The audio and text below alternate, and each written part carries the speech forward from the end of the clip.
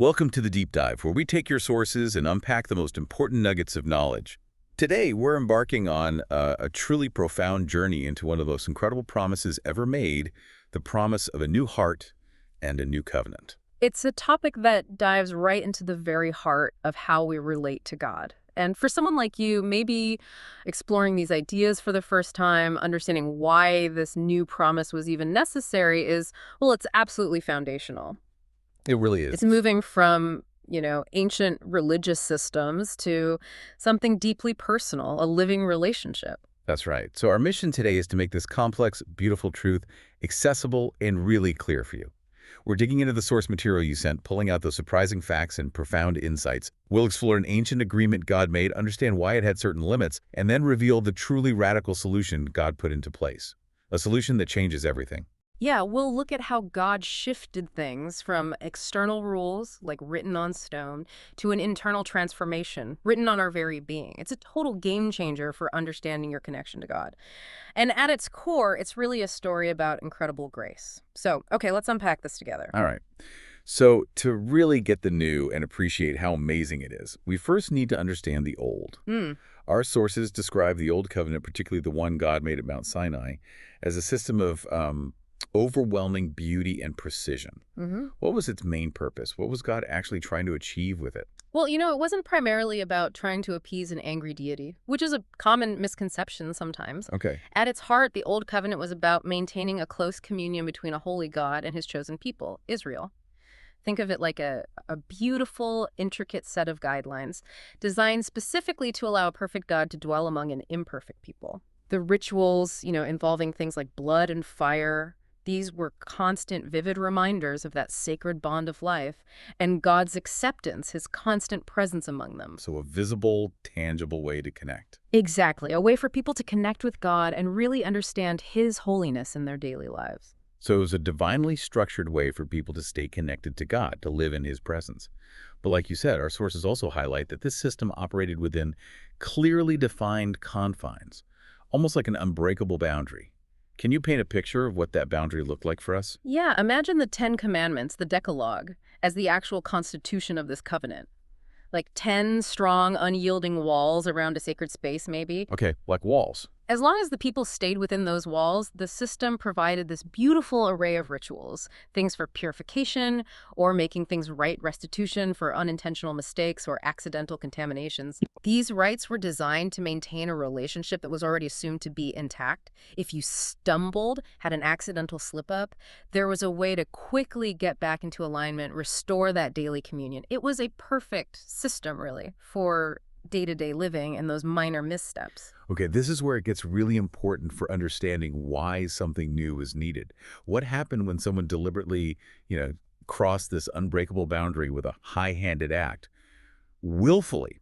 Our sources say the Levitical system, all those beautiful rituals, just fell solemnly silent. Yeah. What does that silence tell us? That silence is incredibly profound. It tells us a lot. For deliberate acts of outright rebellion, say, worshiping other gods, which was seen as profound betrayal like spiritual treason, Right. or really grievous sins against the community like murder or adultery, the system simply had no prescribed ritual, nothing. No sacrifice. No animal sacrifice, no purification rite could cover or make up for that kind of fundamental break in the relationship. Mhm. And it wasn't a defect in the Old Covenant itself. It was actually a powerful statement.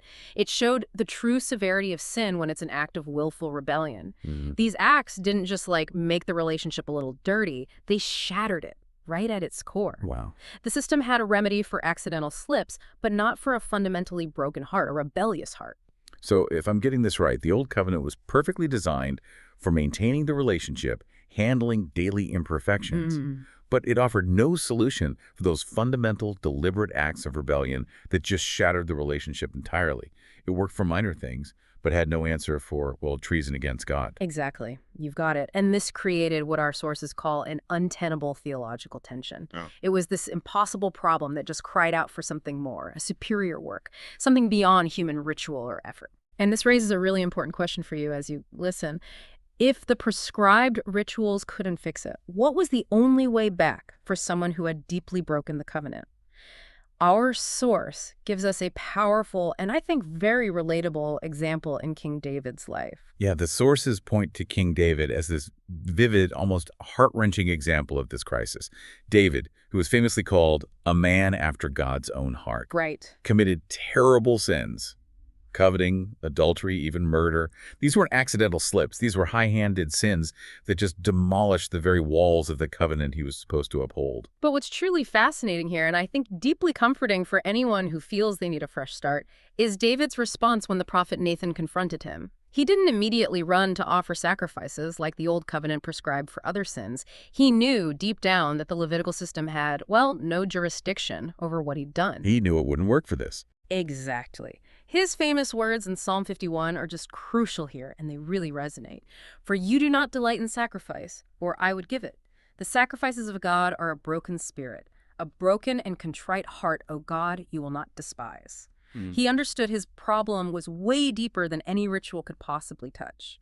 So he wasn't appealing to a set of rules, was he? He was appealing directly to God's boundless mercy, his east. He asked God to create in me a clean heart and renew a steadfast spirit within me.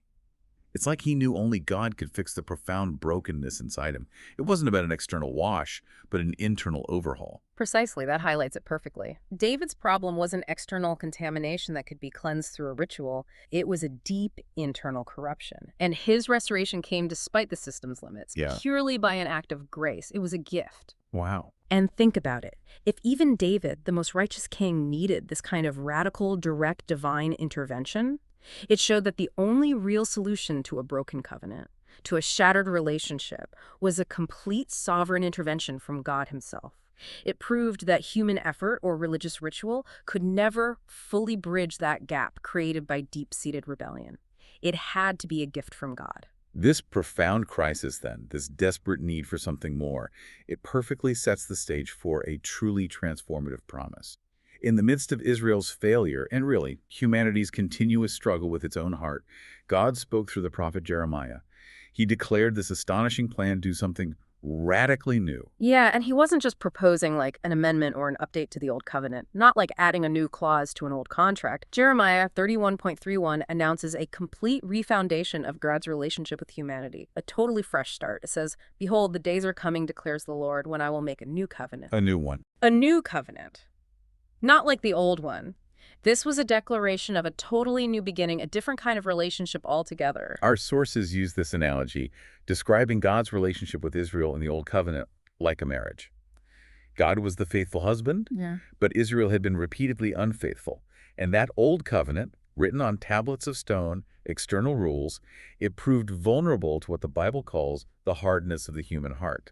It was a set of commands people just struggled to obey because their internal desires pulled them elsewhere. Right. But this new covenant, crucially, would be fundamentally different. Its security wouldn't depend on human faithfulness, which, as we've seen with David and Israel, is always shaky. Right.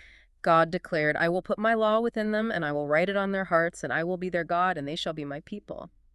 This means obedience wouldn't be a burdensome duty anymore. It would flow naturally from the genuine joy of a restored relationship. That's a huge shift.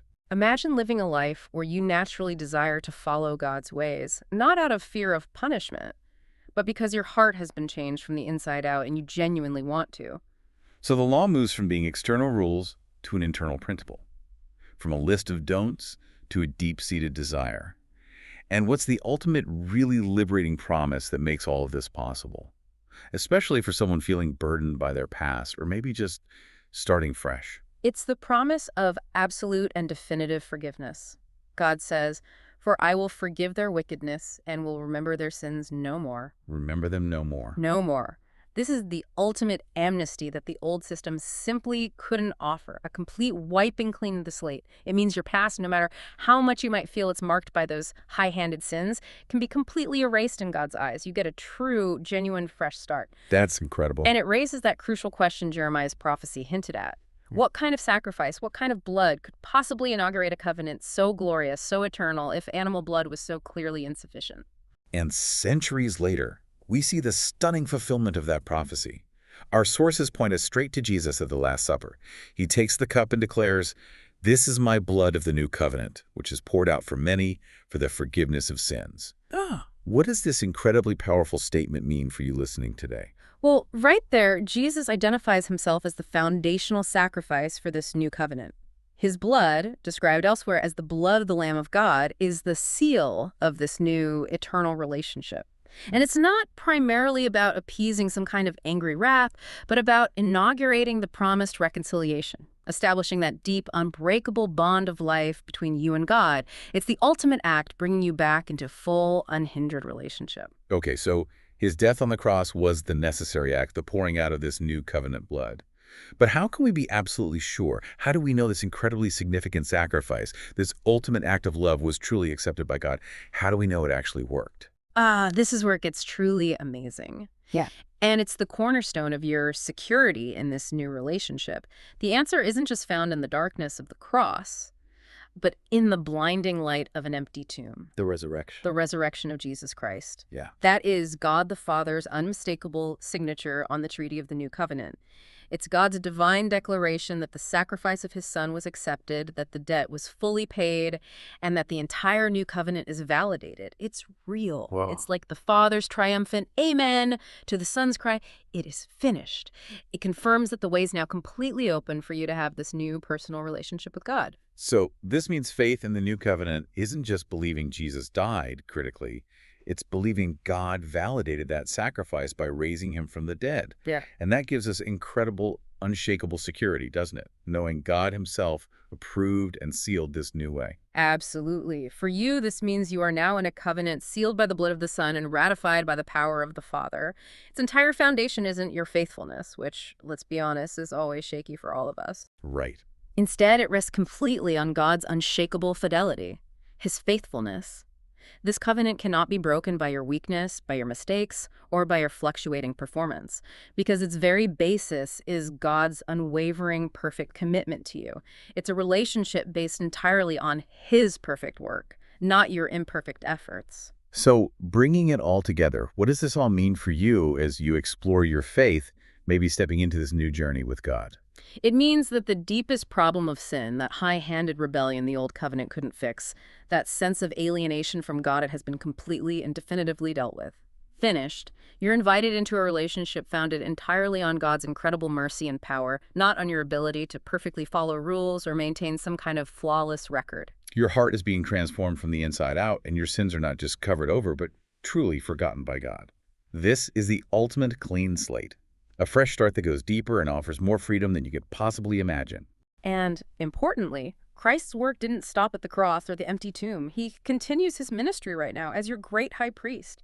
He's always interceding for you, caring for you, and perpetually applying the benefits of this new covenant to your life, ensuring you always have access to God's grace and presence. It's ongoing. That's powerful. Which leads us to our final provocative thought for you to mull over. If this new covenant is completely sealed by Christ's blood and unequivocally ratified by God's resurrection power, what does it truly mean to live each day in the secure knowledge that your relationship with God rests entirely on his perfect work and not on your own fluctuating performance? What kind of profound freedom, what kind of peace does that knowledge offer you right now today?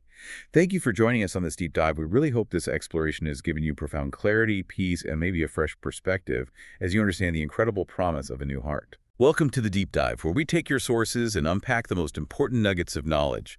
Today, we're embarking on a truly profound journey into one of the most incredible promises ever made, the promise of a new heart and a new covenant. It's a topic that dives right into the very heart of how we relate to God. And for someone like you, maybe exploring these ideas for the first time, understanding why this new promise was even necessary is, well, it's absolutely foundational.